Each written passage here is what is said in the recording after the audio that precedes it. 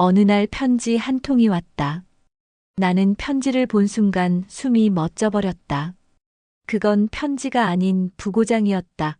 나는 장례식장 입구에서 멈춰서서 떨리는 목소리로 영자, 정말 너니? 그러나 영자는 싸늘한 눈빛, 여기 왜 왔어? 넌 내 인생에 없어. 순옥의 눈물이 번진다. 그날 내 손을 놓친 게 평생의 죄야. 영자의 손끝이 떨리며 삿대질한다.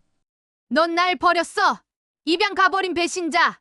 재단 위 찢어진 흑백 사진, 두 노파가 동시에 붙잡는다. 한쪽 손은 분노로, 한쪽 손은 슬픔으로 떤다. 조문객들의 눈이 커지며 숨죽인 장례식장. 순옥의 목소리, 절규처럼 울려 퍼진다. 영자야, 내 손을 믿어줘. 그날의 비밀은 점점 드러나고 있습니다. 놓치지 않으려면 지금 구독과 좋아요, 무료이니 많이 눌러주세요. 큰 힘이 됩니다. 사연이 시작됩니다. 새벽 5시, 알람이 울리기도 전에 김순옥의 눈이 떠집니다. 68세가 된 지금도 몸은 정확한 시간을 기억하고 있어요.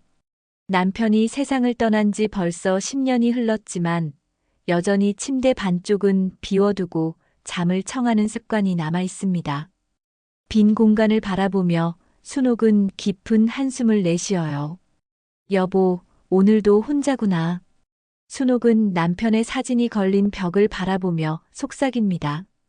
사진 속 남편은 여전히 온화한 미소를 짓고 있어요.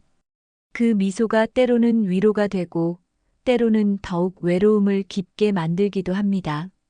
서울 외곽 낡은 단독주택의 작은 부엌에서 순옥은 보리차를 끓이며 하루를 시작해요. 김이 모락모락 피어오르는 주전자를 바라보며 창밖을 내다봅니다. 이른 새벽 거리는 아직 고요하지만 멀리서 신문 배달하는 오토바이 소리가 들려와요. 세상은 벌써 움직이기 시작했습니다. 오늘도 또 하루구나. 순옥은 혼잣말을 중얼거리며 찬장에서 된장통을 꺼냅니다. 아침 식사는 늘 간소해요. 된장국 한 그릇에 김치 몇 조각, 그리고 어젯밤에 남긴 밥 한 공기면 충분하죠. 혼자 먹는 밥상은 언제나 서늘합니다. 수저가 그릇에 부딪히는 소리만 부엌에 울려 퍼져요.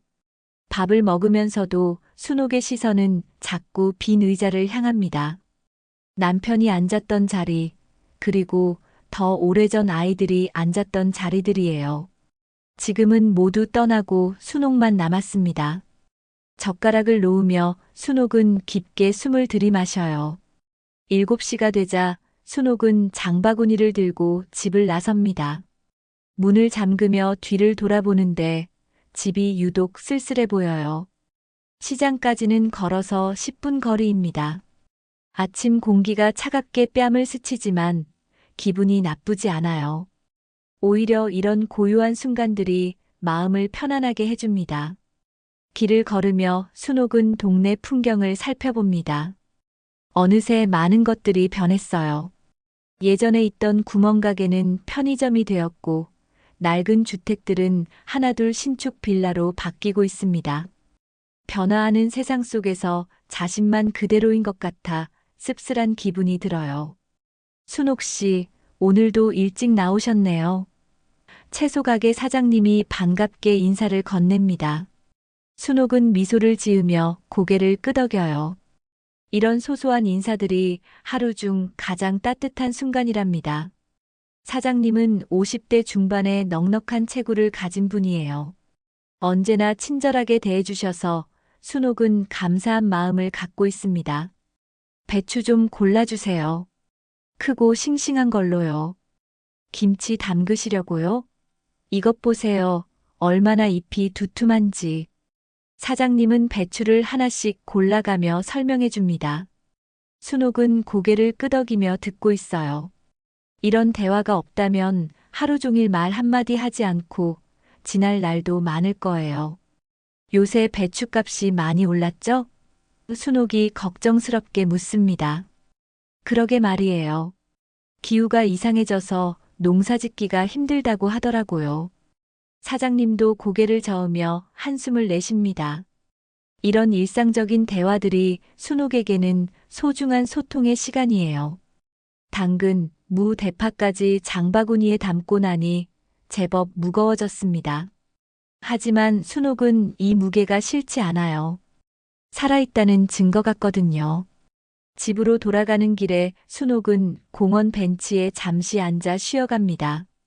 공원에는 벌써 몇몇 어르신들이 나와 계세요.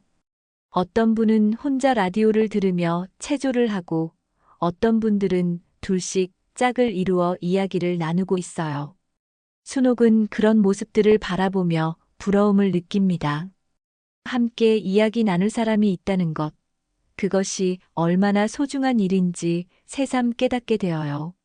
반찬 가게로 돌아온 순옥은 오늘 팔 반찬들을 준비하기 시작합니다. 손이 익숙하게 움직여요.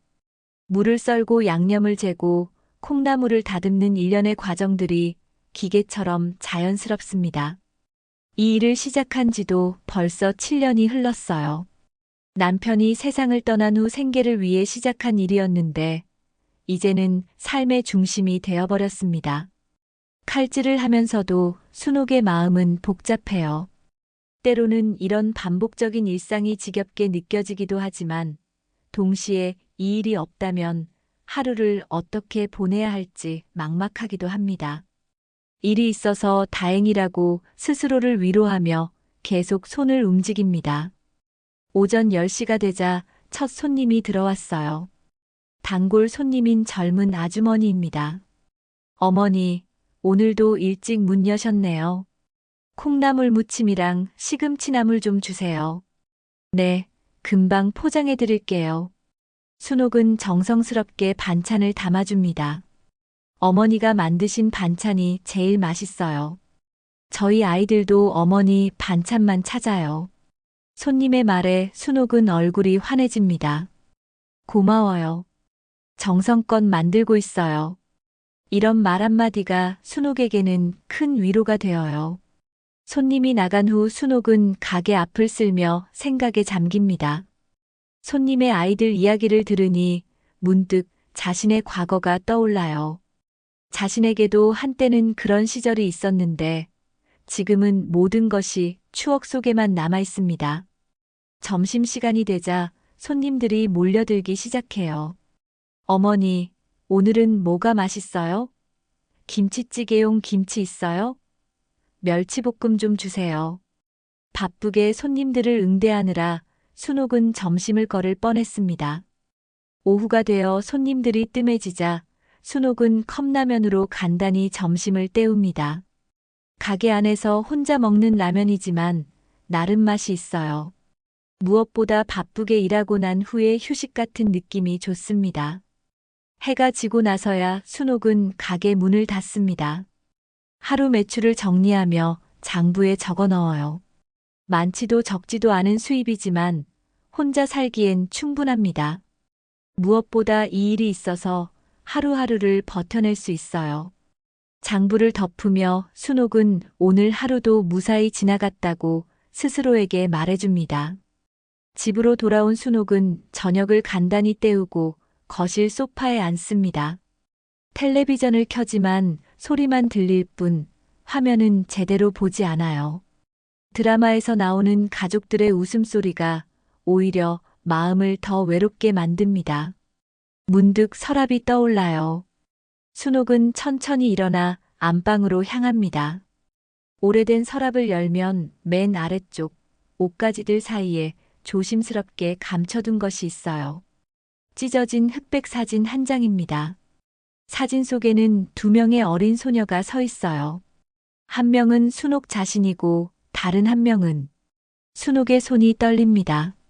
사진을 바라보는 순옥의 눈가에 눈물이 맺혀요. 그 작은 얼굴, 맑은 눈동자, 모든 것이 어제 일처럼 생생합니다. 영자야. 순옥은 사진을 가슴에 꼭 안으며 중얼거립니다. 너는 어디서 어떻게 살고 있니? 그날 비만 오지 않았다면 우리 함께 있었을 텐데. 목소리가 떨리고 눈물이 뺨을 타고 흘러내립니다. 50년이 넘는 세월이 흘렀지만 그날의 기억은 여전히 선명해요. 장마철 빗속에서 동생의 손을 놓쳤던 그 순간이 순옥의 가슴을 여전히 짓누르고 있습니다. 매일 밤 이렇게 사진을 꺼내보며 동생을 그리워하지만 찾을 길은 막막하기만 해요. 순옥은 사진을 다시 서랍 깊숙이 넣고 불을 끕니다. 내일도 또 같은 하루가 반복될 거예요. 하지만 그 속에서도 희미한 희망 하나는 놓지 않고 있어요. 언젠가는 영자를 다시 만날 수 있을 거라는 그 작은 희망을 가슴에 품고 오늘도 잠자리에 듭니다. 며칠이 지나도 순옥의 일상은 변함없이 흘러갑니다. 새벽에 일어나 시장에 가고 반찬을 만들어 팔고 저녁이 되면 집으로 돌아와 혼자만의 시간을 보내는 일과가 반복되어요. 하지만 오늘 아침은 조금 달랐습니다. 우편함에 낯선 편지 한 통이 들어 있었거든요. 순옥은 장바구니를 들고 나가다가 우편함을 확인했는데 평소와 다른 두툼한 봉투가 눈에 띄었어요. 요즘 같은 세상에 손편지를 받는 일이 드물어서 순예은 궁금한 마음이 들었습니다. 누가 편지를 보냈을까? 순옥은 봉투를 뒤집어 보며 중얼거렸어요. 발신인 주소가 적혀 있었는데 서울 강남구 어딘가였습니다. 순옥이 아는 사람 중에는 그쪽에 사는 사람이 없었어요. 더욱 이상한 것은 봉투가 상당히 격식을 갖춘 느낌이었다는 점이었습니다. 시장에서 장을 보는 내내 순옥의 마음은 그 편지에 가 있었어요. 채소를 고르면서도 생선을 사면서도 자꾸만 그 봉투가 떠올랐습니다. 혹시 무슨 좋지 않은 소식은 아닐까 하는 걱정도 들었어요. 순옥 씨, 오늘은 표정이 좀 어두우시네요. 단골 생선장수 아저씨가 말을 걸었습니다. 무슨 걱정이라도 있으세요? 아니에요. 그냥 이상한 편지를 받아서 신경이 쓰여서요. 순옥은 대충 둘러대며 웃어 보였어요. 요즘 사기 편지도 많으니까 조심하세요. 돈 달라는 내용이면 절대 믿지 마시고요. 아저씨의 말에 순옥은 고개를 끄덕였지만 마음 한편으로는 그런 종류의 편지가 아닐 것 같다는 직감이 들었어요. 집으로 돌아온 순옥은 반찬 준비도 제쳐두고 편지부터 열어보기로 했습니다. 손가락이 미묘하게 떨렸어요. 오랜만에 받는 편지라서 그런지 아니면 뭔가 예감이 좋지 않아서 그런지 알 수 없었습니다. 봉투를 조심스럽게 뜯어보니 안에는 정중한 문구로 인쇄된 카드 한 장이 들어 있었어요. 순옥이 카드를 펼쳐보자마자 숨이 멎을 뻔했습니다. 한상도 부고장이었습니다. 순옥은 카드를 다시 한번 천천히 읽어보았어요. 한상도라는 이름은 생소했습니다. 자신이 아는 사람 중에는 그런 이름을 가진 분이 없었거든요. 그런데 왜 자신에게 장례식 부고장을 보낸 걸까요? 카드를 뒤집어 보니 더 자세한 정보가 적혀 있었어요. 고인의 향년은 73세, 장례식장은 강남의 한 대형 병원이었습니다. 그리고 맨 아래쪽에 상주의 이름이 적혀 있었는데 바로 그 이름을 본 순간 순옥의 온몸에 전율이 흘렀습니다. 상주 김영자. 순옥의 손에서 카드가 떨어질 뻔했어요. 김영자. 그 이름이 맞나요? 순옥은 안경을 다시 쓰고 카드를 자세히 들여다보았습니다. 분명히 김영자라고 적혀 있었어요. 설마 내 동생 영자가? 순옥의 목소리는 떨리고 있었습니다. 김영자라는 이름이 흔하지 않다는 것은 아니지만 이상하게도 순옥의 직감이 강하게 말하고 있었어요. 이것은 우연이 아닐 거라고 말이에요. 순옥은 주저앉아 카드를 계속 바라보았습니다. 50년 전 그 비 오는 날 고아원에서 사라진 동생의 이름이 김영자였어요. 그 이후로 수없이 찾아다녔지만 아무런 소식도 들을 수 없었던 그 이름이었습니다. 영자야, 정말 너니? 순옥은 카드를 가슴에 꼭 안으며 눈물을 흘렸어요. 만약 정말 자신의 동생이라면 왜 지금까지 연락하지 않았을까요? 그리고 왜 하필 장례식장에서 만나게 된 걸까요? 순옥은 달력을 확인해 보았어요. 장례식은 내일부터 사흘간 치러질 예정이었습니다. 시간이 많지 않았어요. 가야 할지 말아야 할지 고민이 깊어졌습니다. 만약 다른 사람이라면 민망한 일이 될 테고, 만약 정말 동생이라면. 순옥은 서랍으로 가서 그 찢어진 흑백 사진을 다시 꺼내 보았어요. 사진 속 어린 영자의 모습을 바라보며 현재의 상황을 정리해 보려 했습니다. 나이를 계산해 보니 맞아 떨어졌어요. 영자가 살아있다면 지금 65세 정도가 될 텐데, 한상도라는 분의 나이를 고려하면 부부일 가능성이 높았습니다. 그런데 왜 나한테 초대장을 보냈을까? 순옥은 혼잣말을 중얼거렸어요. 50년간 연락이 없었는데 갑자기 장례식 초대장을 보내다니 뭔가 이상했습니다. 혹시 영자가 자신을 찾고 있었던 걸까요? 순옥은 하루 종일 이 생각에만 빠져 있었어요. 반찬가게 문을 열긴 했지만 정신이 없어서 손님 응대도 제대로 하지 못했습니다. 어머니, 오늘 어디 아프세요? 단골 손님이 걱정스럽게 물어보기도 했어요. 아니에요. 그냥 좀 피곤해서요. 순옥은 억지로 웃으며 대답했지만 속으로는 계속 고민하고 있었어요. 가면 뭔가 답을 얻을 수 있을 것 같았지만 동시에 두렵기도 했습니다. 저녁이 되어 집으로 돌아온 순옥은 옷장을 열어보았어요. 장례식에 입고 갈 검은 옷을 찾아보려고요. 다행히 남편 장례식 때 입었던 검은 한복이 있었습니다. 그 옷을 꺼내보니 그때의 기억이 다시 떠올랐어요. 그날 밤 순옥은 잠을 이루지 못했어요. 계속 뒤척이면서 내일 장례식장에 갈지 말지 고민했습니다. 창밖으로 새벽이 밝아오자 순옥은 결심을 굳혔어요. 가보자. 영자든 아니든 확인은 해봐야지. 순옥은 일어나서 검은 한복을 꺼내 침대에 펼쳐놓았습니다. 오늘 오후에 장례식장에 가기로 마음먹었어요. 아침을 먹으면서도 순옥의 마음은 불안했어요. 혹시 정말 영자라면 뭐라고 말해야 할지, 만약 다른 사람이라면 어떻게 사과해야 할지 온갖 상상이 머릿속을 스쳤습니다.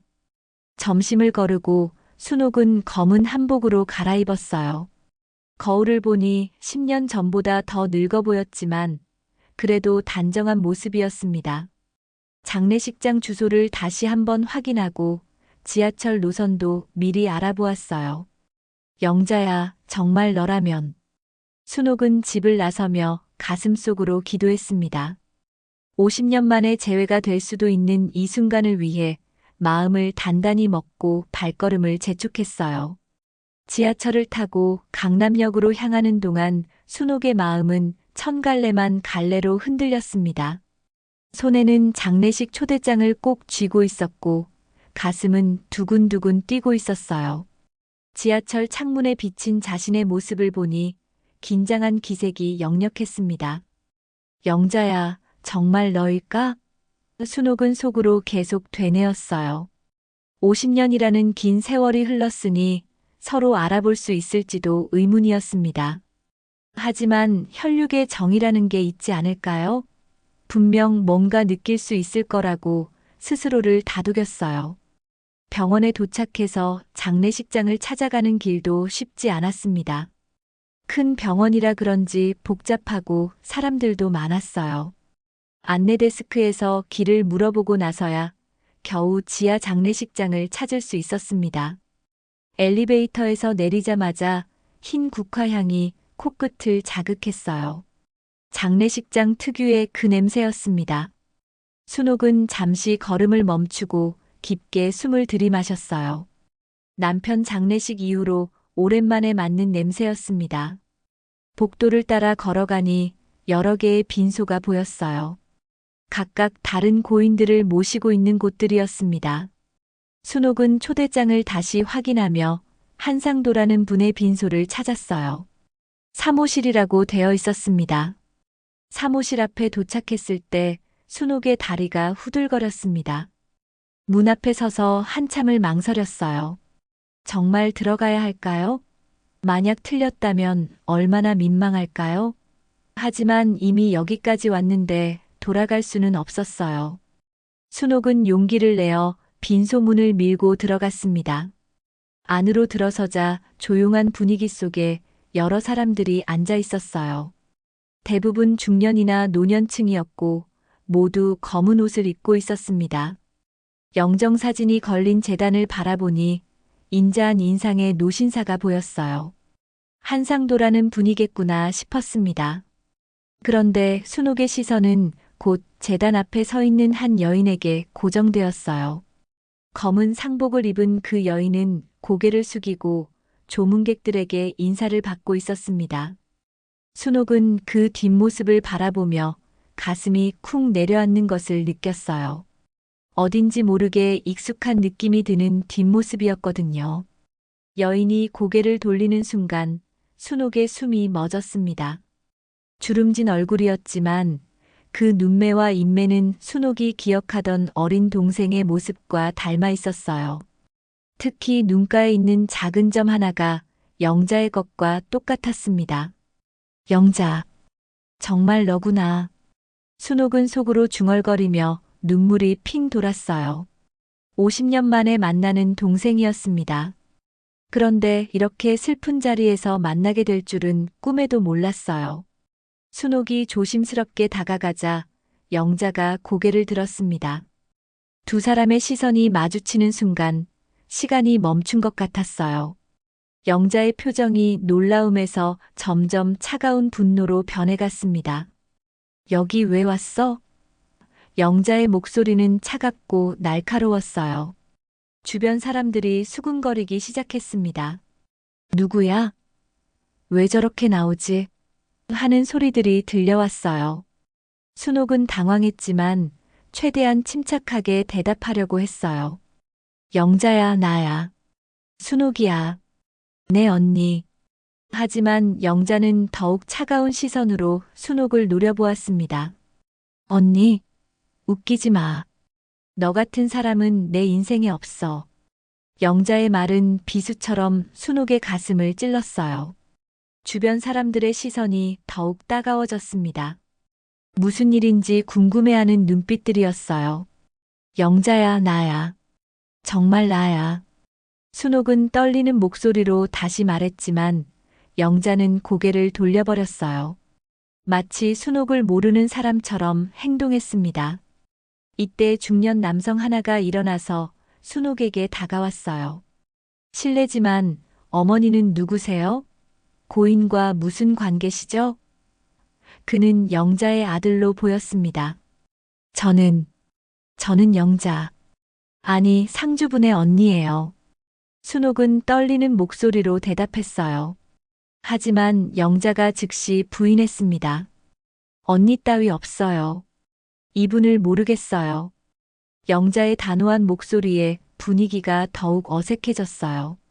영자의 아들도 당황스러운 표정을 지었습니다.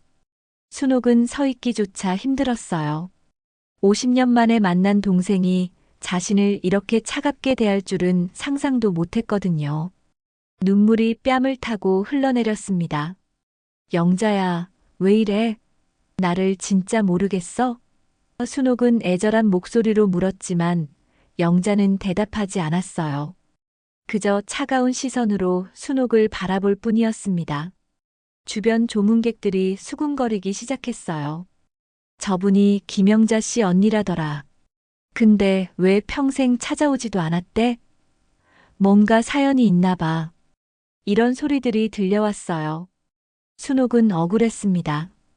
자신은 수십 년간 영자를 찾아 헤맸는데 아무도 그것을 알아주지 않았어요. 경찰서에도 신고하고 신문사에도 찾는 광고를 냈는데 아무런 소식이 없었거든요. 영자야, 정말 모르겠니? 고아원에서 함께 살았잖아.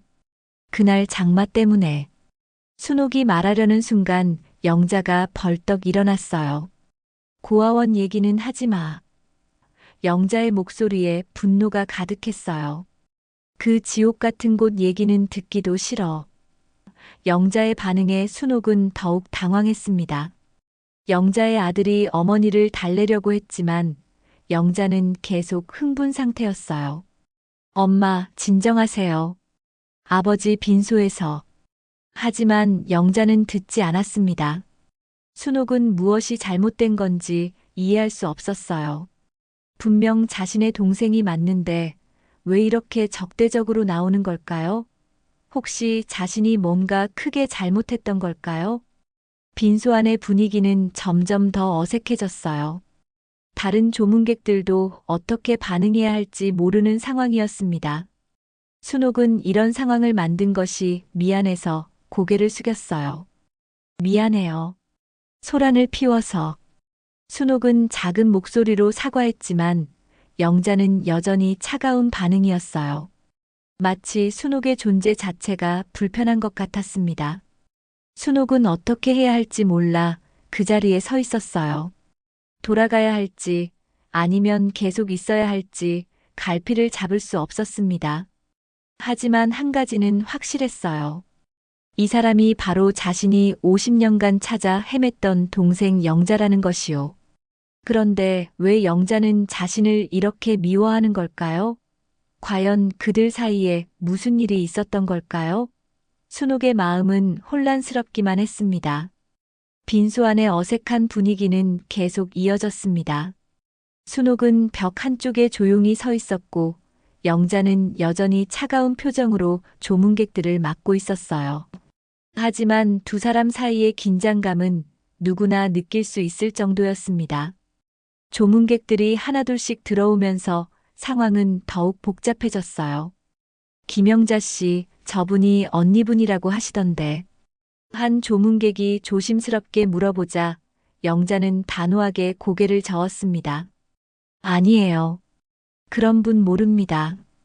영자의 대답에 조문객은 당황스러워했어요. 순옥은 그 모습을 보며 가슴이 더욱 아팠습니다.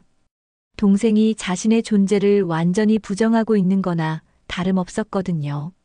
시간이 지나면서 빈소에는 더 많은 사람들이 모여들었습니다.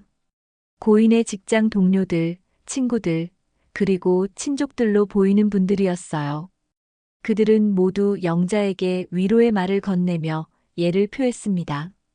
영자야, 힘내. 상도 형이 좋은 곳으로 가셨을 거야. 우리가 있으니까 너무 슬퍼하지 마. 이런 따뜻한 말들을 들으며 순옥은 더욱 외로움을 느꼈어요. 자신도 영자를 위로해주고 싶었는데 그럴 수 없는 상황이 안타까웠습니다. 조문이 한창일 때 한 나이 든 여성이 순옥에게 다가왔어요. 실례지만 혹시 영자 씨와 어떤 관계세요? 아까부터 계속 여기 계시던데. 그녀는 고인의 누나로 보였습니다. 저는 영자의 언니예요. 오랫동안 못 만났다가 오늘. 순옥이 조심스럽게 대답하자 그 여성의 표정이 놀라움으로 변했어요. 언니요? 영자가 언니가 있다는 얘기는 처음 들어보는데요. 영자는 항상 혼자라고 했는데 그 말에 순옥은 더욱 당황했습니다. 영자가 자신의 존재를 아예 숨기고 살았다는 뜻이었거든요. 이때 영자가 그들의 대화를 들었는지 날카로운 시선을 보냈어요. 형수님, 그분과 얘기하지 마세요. 저와는 아무 관계 없는 분이에요. 영자의 말에 고인의 누나는 더욱 의아한 표정을 지었습니다. 그런데 언니라고 하시던데. 아니라고 했잖아요. 영자의 목소리가 높아지자 빈소 안이 다시 조용해졌어요. 모든 사람들의 시선이 순옥과 영자에게 집중되었습니다. 순옥은 더 이상 견딜 수 없었어요. 영자야, 왜 이러는 거니? 우리 어릴 때 함께 살았잖아. 고아원에서. 고아원 얘기하지 말라고 했잖아. 영자가 소리를 지르자 빈소 안이 술렁거렸습니다. 영자의 아들이 급히 어머니를 달래려 했어요. 엄마, 조금만 진정하세요. 아버지께서 보고 계실 텐데. 하지만 영자의 분노는 쉽게 가라앉지 않았습니다. 내가 나를 버리고 갔다. 영자가 갑자기 순옥을 향해 소리쳤어요. 너만 입양 가고 나는 버려졌잖아. 그 말에 빈소 안 사람들이 모두 놀란 표정을 지었습니다. 순옥은 영자의 말에 충격을 받았어요. 아니야, 영자야. 그게 아니야. 그게 아니긴 뭐가 아니야. 너는 새 부모를 만나서 행복하게 살았고, 나는 그 지옥에서 혼자 남겨진 거야. 영자의 절규에 순옥은 눈물을 참을 수 없었어요. 영자야, 내가 널 버린 게 아니야. 그날 폭우가 와서 내가 내 손을 놓친 거야. 미안해, 정말 미안해. 미안하긴. 영자의 눈에서도 눈물이 흘러내렸어요. 내가 얼마나 미안한지 알아? 나는 몇 년을 더 그곳에서 썩었는지 알아? 순옥은 무릎이 꺾였어요. 영자야, 나도 널 찾으려고 했어. 수없이 찾아다녔어. 경찰서에도 가고 신문에도 광고를 내고. 거짓말. 영자가 고개를 저었어요. 거짓말이 아니야. 정말이야. 나는 평생 널 찾아 헤맸어. 순옥의 목소리는 떨리고 있었습니다. 하지만 영자는 믿지 않는 것 같았어요. 이때 영자의 딸로 보이는 젊은 여성이 빈소로 들어왔어요. 그녀는 상황을 파악하지 못한 채 영자에게 다가갔습니다. 엄마, 무슨 일이에요? 왜 이렇게 시끄러워요? 아무것도 아니야. 그냥 모르는 사람이 와서. 영자는 딸에게 대충 둘러댔지만 딸은 순옥을 유심히 바라보았어요. 그런데 저분은 모르는 사람이라고 했잖아. 영자의 날카로운 목소리에 딸도 더 이상 묻지 못했어요. 하지만 순옥을 바라보는 눈빛에는 궁금함이 가득했습니다. 빈소 안의 분위기는 최악이 되었어요. 조문객들은 어떻게 반응해야 할지 몰라 서로를 바라보기만 했고 영자는 계속 흐느끼고 있었습니다. 순옥도 눈물을 멈출 수 없었어요. 영자야, 내 말 좀 들어줘. 순옥이 다가가려 하자 영자가 손을 내저었어요. 가까이 오지 마. 난 내가 싫어. 그 말에 순옥은 더 이상 다가갈 수 없었습니다. 주변 사람들의 수군거림이 더욱 커졌어요. 뭔가 깊은 사연이 있나 봐. 고아원 얘기가 나왔던데. 잠에 맞는 것 같은데 왜 저러지? 이런 소리들이 들려왔습니다. 순옥은 자신이 여기 있는 것이 영자에게 더 큰 고통을 주는 것 같아 미안했어요. 하지만 동시에 이해할 수 없었습니다. 왜 영자가 자신을 이렇게 미워하는지, 정말 자신이 동생을 버렸다고 생각하는 건지. 영자의 아들이 순옥에게 조심스럽게 다가왔어요. 실례지만 정말 저희 어머니 언니분이세요? 순옥은 고개를 끄덕였어요. 네. 그런데 영자는 인정하지 않네요. 어머니가 언니가 있다는 얘기는 한 번도 하신 적이 없어서. 아들의 말에 순옥은 더욱 슬펐어요. 영자가 자신의 존재를 완전히 지워버리고 살았다는 것이 너무 아팠거든요.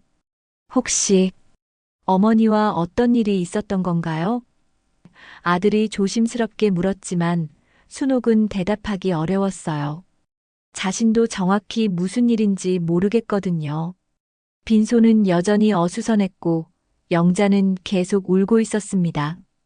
순옥은 이런 상황을 어떻게 해결해야 할지 막막했어요. 50년 만의 재회가 이렇게 끝날 수는 없었는데 조문이 끝나갈 무렵 빈소 안의 분위기는 여전히 무거웠습니다.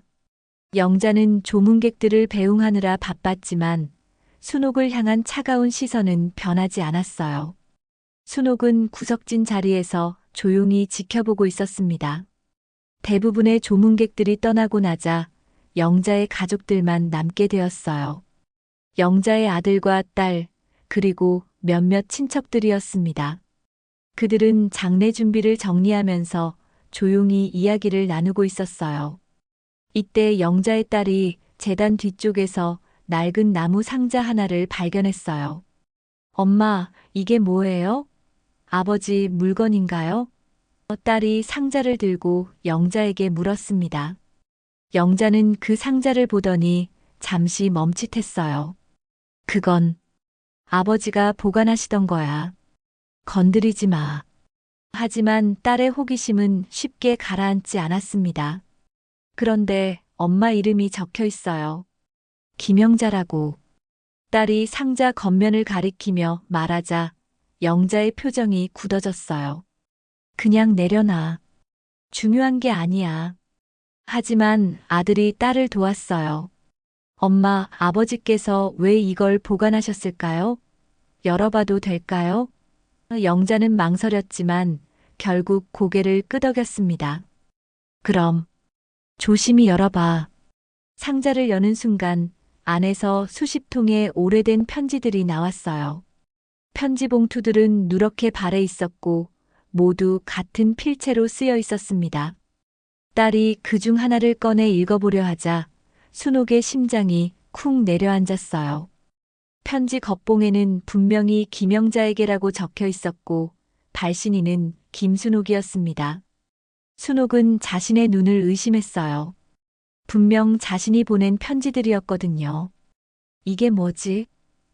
아들이 편지를 펼쳐 읽기 시작했어요. 영자야, 어디 있니? 언니가 널 찾고 있어. 혹시 이 편지를 받으면 꼭 연락해줘. 아들의 목소리가 떨리기 시작했습니다. 영자는 그 편지를 보더니 얼굴이 하얗게 변했어요. 그게 어디서 나온 거야? 딸이 다른 편지들도 꺼내며 확인해 보았습니다. 모두 순옥이 보낸 편지들이었어요. 엄마, 이 편지들. 다 그분이 보낸 것 같은데요. 딸이 순옥을 가리키며 말했습니다. 김순옥이라고 되어 있어요. 정말 엄마 언니분 맞는 거 아닌가요? 순옥은 다가가고 싶었지만 감히 움직일 수 없었어요. 그 편지들은 지난 50년간 자신이 영자를 찾으며 보냈던 것들이었습니다. 고아원, 사회복지관, 심지어 신문사에까지 보냈던 편지들이었어요. 아들이 또 다른 편지를 읽기 시작했어요. 영자야, 오늘도 널 찾아 헤맸어. 경찰서에도 가보고 시청에도 가봤지만 소식이 없어. 언니가 얼마나 미안한지 알겠니? 편지를 읽는 아들의 목소리에 감정이 섞여들었습니다. 영자는 편지를 듣고 있던 중 갑자기 주저앉았어요. 이럴 수가. 그녀의 목소리는 떨리고 있었습니다. 이 편지들이 어떻게 여기에? 딸이 편지 봉투들을 자세히 살펴보더니 놀라운 사실을 발견했어요. 엄마, 이 편지들 다 개봉되지 않은 상태예요. 그런데 우체국 소인이 찍혀 있어요. 순옥이 조심스럽게 다가가서 편지들을 살펴보았어요. 정말로 자신이 보낸 편지들이 맞았습니다. 그런데 모두 개봉되지 않은 채로 있었어요. 이상하다. 분명 고아원으로 보냈는데. 아들이 편지 봉투를 뒤집어 보더니 중요한 것을 발견했어요. 이것 봐요. 전부 수치인 불명이라는 도장이 찍혀 있어요. 그런데 그는 잠시 멈추더니 충격적인 사실을 말했습니다. 이 편지들이 고아원에서 반송된 게 아니라 고아원에서 다른 곳으로 전달된 것 같아요. 여기 다른 주소가 적혀 있어요. 아들의 말에 모든 사람들이 숨을 죽였습니다. 영자가 떨리는 손으로 편지를 받아들고 주소를 확인해 보았어요. 그곳은 고아원 원장이었던 사람의 개인 주소였습니다. 이게 무슨 뜻이야? 순옥이 조심스럽게 입을 열었어요. 영자야, 내가 너한테 편지를 보냈는데 고아원 원장이 가로챈 것 같아. 영자는 순옥을 바라보며 혼란스러워했습니다. 딸이 또 다른 편지를 읽기 시작했어요. 영자야, 언니가 새 주소로 이사했어. 혹시 찾아오면 서울 마포구로 와줘. 언니는 매일 널 기다리고 있어. 편지의 날짜는 30년 전이었습니다. 30년 전부터 언니가 나를 찾고 있었다고. 영자의 목소리에 충격이 섞여 있었어요. 순옥은 고개를 끄덕이며 눈물을 흘렸습니다. 아들이 편지 더미를 뒤져보더니 놀라운 것을 발견했어요. 엄마, 여기 고아원 원장이 쓴 메모가 있어요. 그 메모에는 충격적인 내용이 적혀 있었습니다. 김영자는 이미 다른 가정으로 입양되었음. 편지는 전달하지 말 것. 그런데 실제로는 영자는 입양되지 않았어요. 원장이 거짓말을 한 것이었습니다.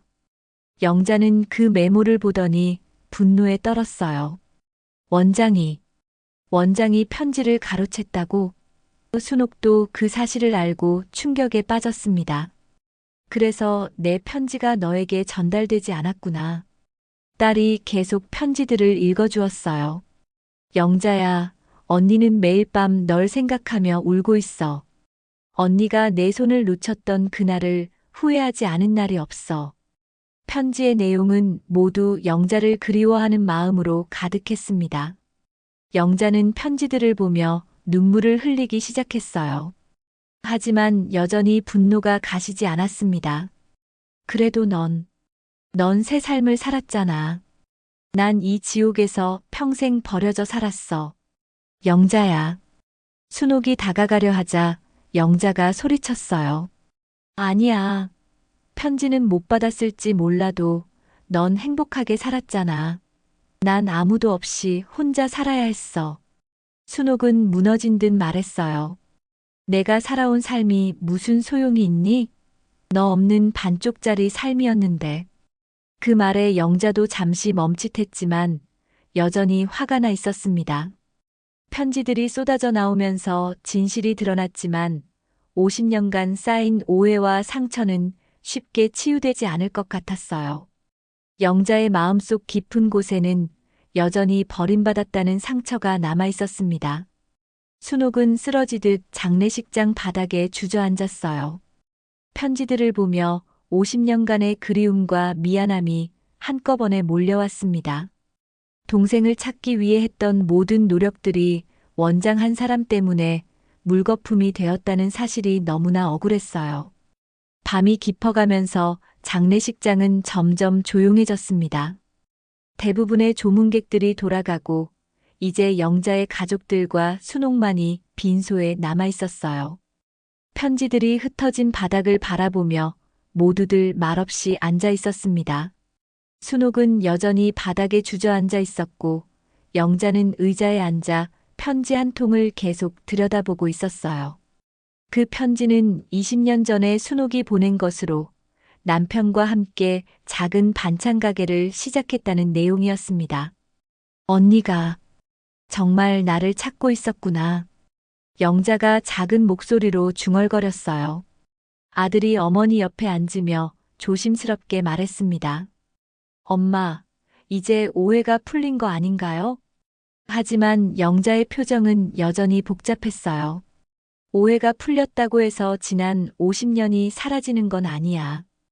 영자의 목소리에는 깊은 상처가 배어 있었습니다. 영자의 딸이 순옥에게 다가가서 조심스럽게 물었어요.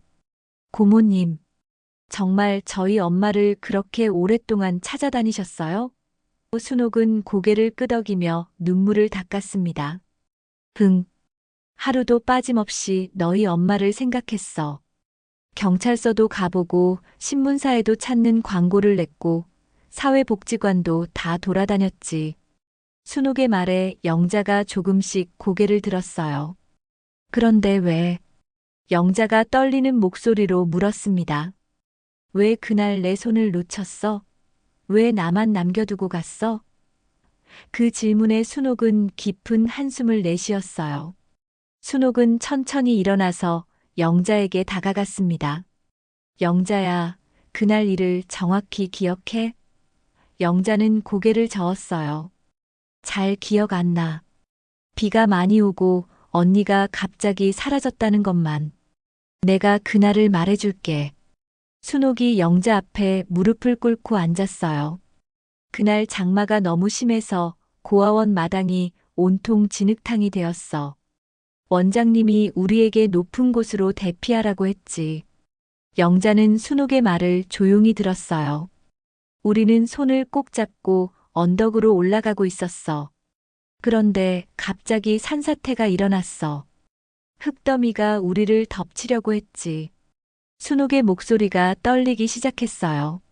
나는 너를 밀어서 안전한 곳으로 보내려고 했어. 그런데 그 순간 내가 미끄러져서 내 손을 놓치게 된 거야. 영자의 눈이 커졌어요. 그래서 언니가 사라진 거야? 응, 나는 흙더미에 깔렸어. 정신을 잃었다가 깨어났을 때는 병원이었지. 그때 어떤 부부가 나를 구해줬어. 그 부부가 언니를 입양한 거야? 영자가 물었고 순옥은 고개를 끄덕였어요. 응, 그분들이 나를 데려가셨어. 하지만 난 계속 너를 찾겠다고 했어. 그분들도 도와주셨지. 영자의 아들이 놀란 표정으로 물었어요. 그럼 고모님도 고아원에 계속 있으려고 하셨던 거예요? 그럼 영자 없이 어떻게 떠날 수 있었겠어? 순옥의 답에 영자의 표정이 조금씩 변하기 시작했어요. 하지만 그 부부는 내가 너무 어려서 혼자 너를 찾기는 힘들다고 하셨어. 그래서 일단 같이 살면서 계속 찾아보자고 하셨지. 순옥은 계속 설명했어요. 영자가 조심스럽게 물었어요. 그래서 언니는 행복하게 살았어? 순옥은 쓴웃음을 지었습니다. 행복하다고 할 수 있을까? 매일 밤 너를 그리워하면서. 새 부모님은 좋으셨어. 나를 친딸처럼 아껴주셨지. 하지만 난 항상 뭔가 비어있는 느낌이었어. 내가 없으니까. 순옥의 말에 영자도 눈물을 흘리기 시작했어요. 나도 언니가 그리웠어. 영자가 처음으로 진심을 털어놓았어요. 하지만 언니가 새로운 가족을 만나서 나를 잊었다고 생각했어. 그래서 더 화가 났던 것 같아. 순옥이 영자의 손을 잡으려고 했지만 영자는 여전히 망설였어요. 하지만 언니는 결혼도 하고 아이들도 있었잖아. 응, 결혼도 했어. 하지만 순옥의 목소리가 더욱 떨렸어요. 하지만 아이를 가질 수가 없었어. 의사가 말하길 어릴 때 받은 충격 때문이라고 했어. 그날 산사태 때문인 것 같다고. 영자가 깜짝 놀랐어요. 그럼 언니한테는 자식이 없는 거야? 응. 그래서 더 외로웠어. 남편이 좋은 사람이었지만 아이가 없으니까 늘 뭔가 빈 것 같았지. 영자의 딸이 놀란 표정으로 말했어요. 그럼 저희가 고모님의 유일한 조카들인 거네요. 순옥은 고개를 끄덕이며 눈물을 흘렸어요. 그래. 너희들을 보니까 내가 못 가져본 아이들을 보는 것 같아. 순옥의 말에 영자의 아들도 감동받았어요. 고모님, 정말 죄송해요. 저희가 몰랐어요. 이때 영자가 천천히 일어섰어요. 언니, 정말 나를 버린 게 아니었구나. 순옥도 일어서며 영자를 바라보았어요. 영자야, 내가 널 어떻게 버려? 넌 내 유일한 혈육이야. 하지만 영자는 여전히 복잡한 표정이었어요. 그래도 나는 50년을 혼자 살았어. 언니가 찾고 있었다는 걸 몰랐으니까. 나도 마찬가지야. 나도 50년을 반쪽으로 살았어.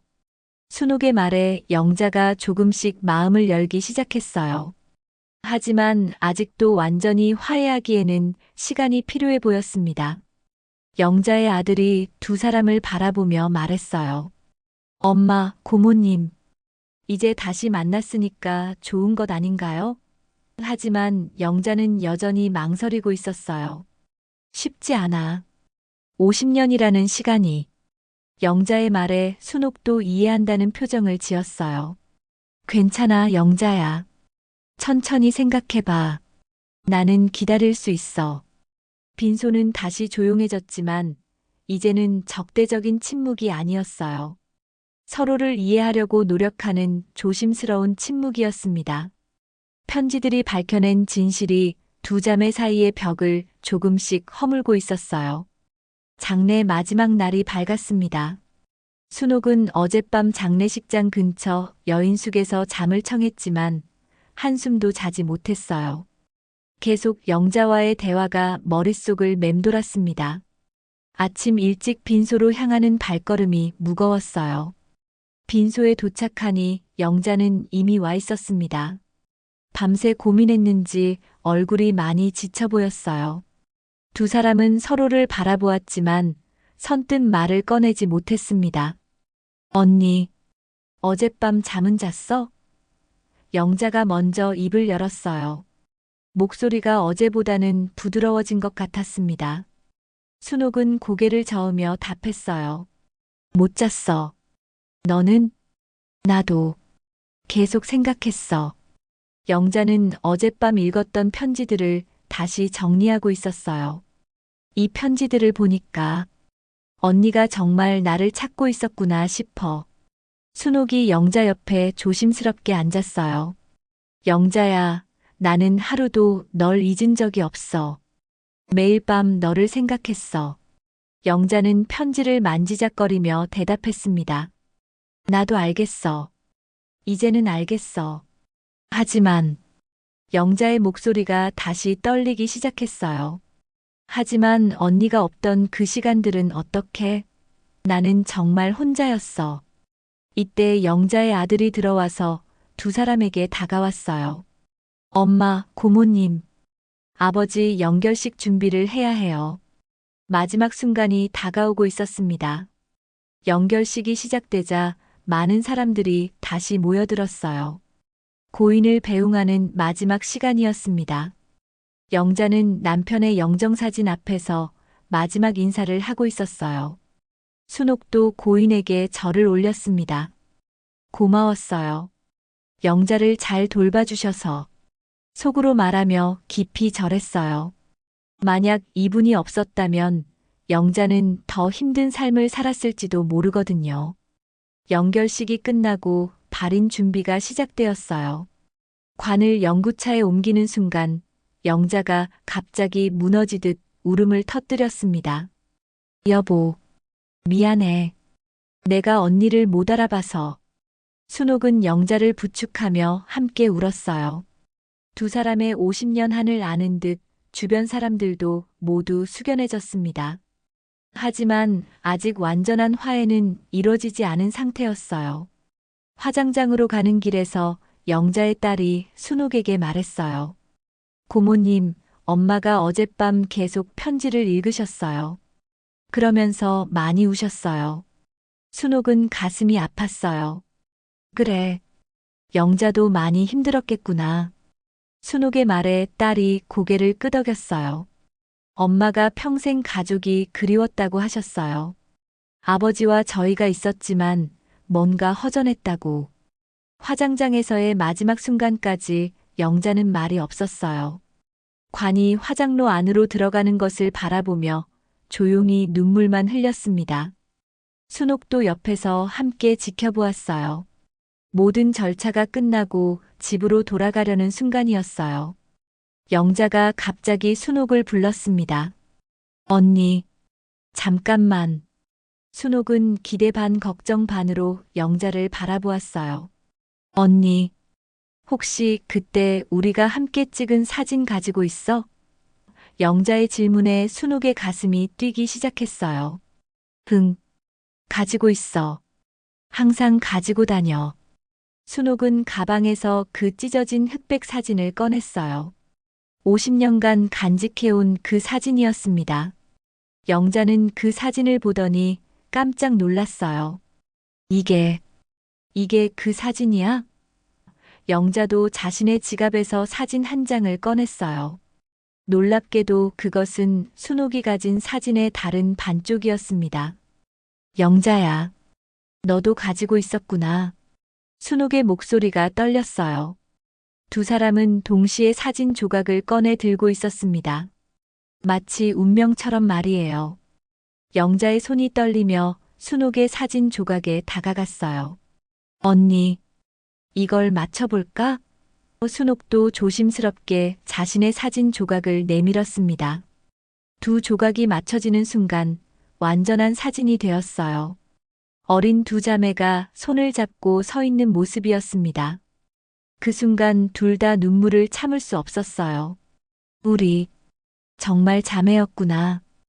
영자의 목소리에 감정이 복받쳤어요. 응, 우리는 자매야. 영원히. 순옥도 눈물을 흘리며 대답했습니다. 하지만 그 순간 영자의 표정이 다시 복잡해졌어요. 언니, 그래도 나는 아직 괜찮아, 영자야. 천천히 해도 돼.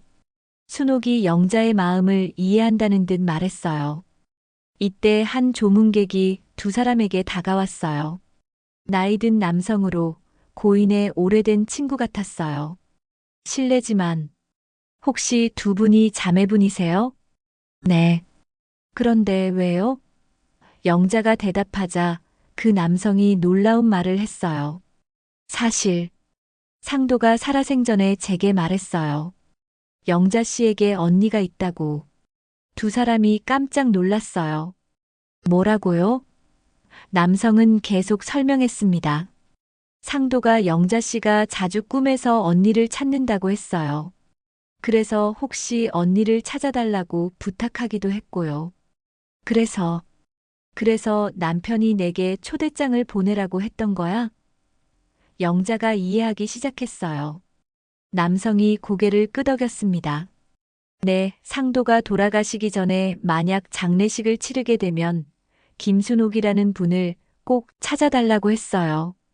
그 말에 두 사람은 더욱 충격을 받았어요. 남편이 언니를 찾아준 거였구나. 영자의 목소리에 감동이 묻어났어요. 상도가 마지막까지 영자 씨를 위해서 했던 일이에요. 하지만 그 조문객이 더욱 충격적인 사실을 말했어요. 그런데 사실 영자 씨, 상도가 제게 말하길 영자 씨의 진짜 어머니를 알고 있다고 했어요. 뭐라고요? 순옥과 영자가 동시에 물었어요. 조문객은 잠시 망설이더니 입을 열었습니다. 상도 말로는 영자 씨의 친어머니가 아직 살아계신다고. 그 순간 두 자매의 세상이 다시 한번 뒤바뀌었어요. 50년간 고아라고 생각했는데 친어머니가 살아있다는 것이었습니다.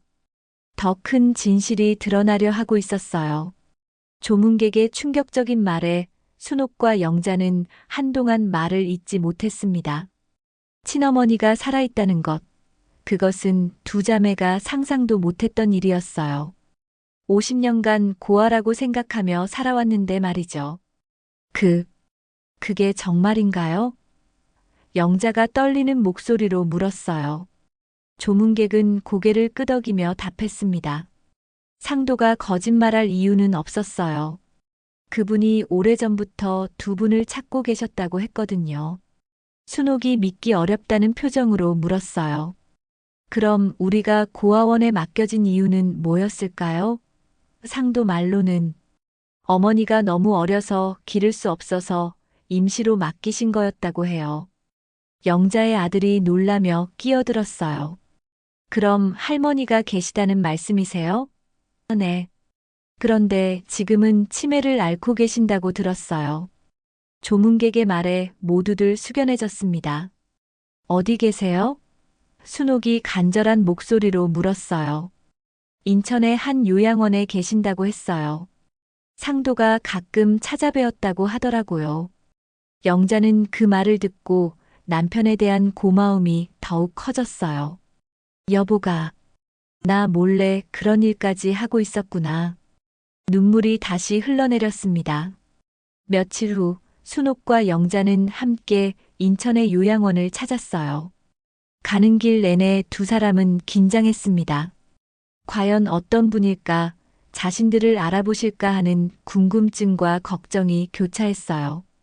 요양원에 도착해서 간병사에게 문의하니 정말로 김씨 성을 가진 할머니가 계셨어요.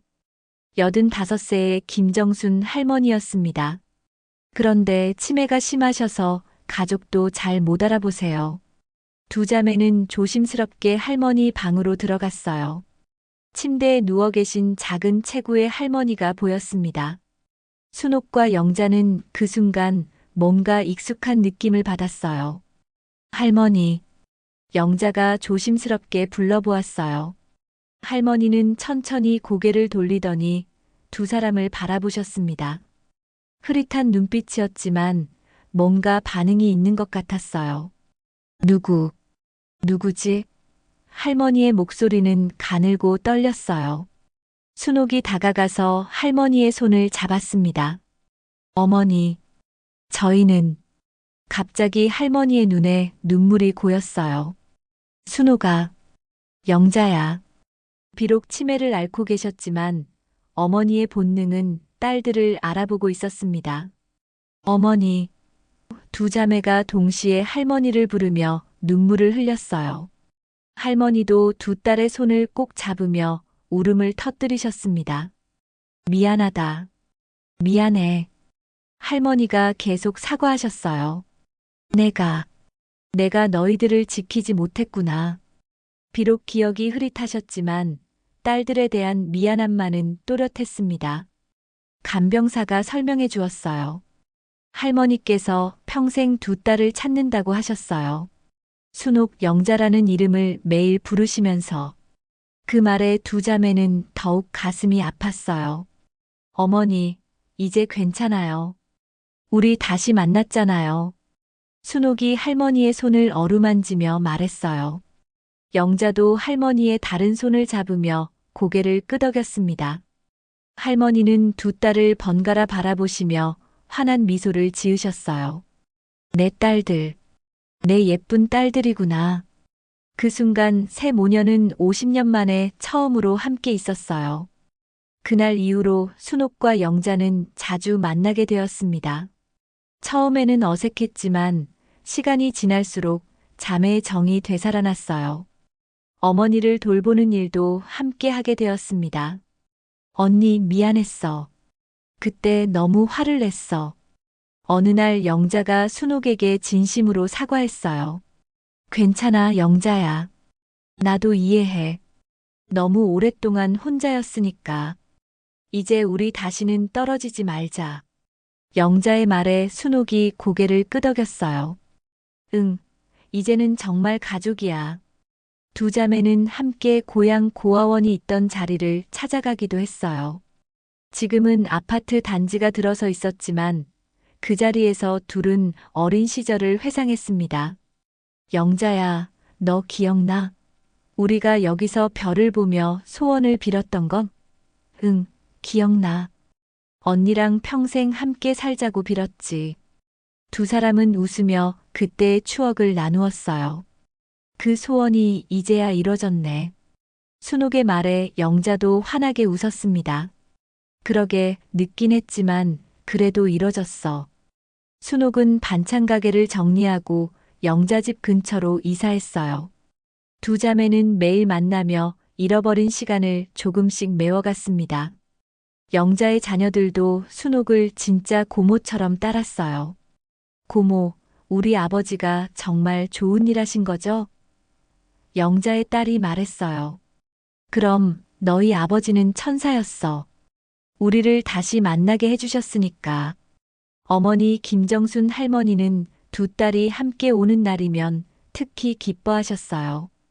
비록 치매로 기억이 흐릿하셨지만 딸들이 함께 있을 때만큼은 환한 표정을 지으셨습니다.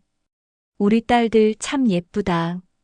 할머니가 두 딸의 손을 잡으며 말씀하실 때마다 순옥과 영자는 가슴이 따뜻해졌어요. 이런 평범한 행복이 이렇게 소중한 줄 몰랐거든요. 찢어진 흑백 사진은 이제 액자에 넣어 순옥의 집 거실에 걸려 있어요. 두 조각이 완벽하게 맞춰진 그 사진을 볼 때마다 두 자매는 운명을 믿게 되었습니다. 겨울이 지나고 봄이 왔어요. 순옥과 영자는 어머니와 함께 공원을 산책했습니다. 휠체어에 앉으신 할머니를 두 딸이 양쪽에서 돌보는 모습이 정말 따뜻했어요. 어머니, 꽃이 예뻐요. 영자가 벚꽃을 가리키며 말했어요. 할머니는 고개를 끄덕이시며 미소를 지으셨습니다. 순옥도 할머니의 어깨에 얇은 담요를 덮어드렸어요. 우리 이제 정말 가족이야.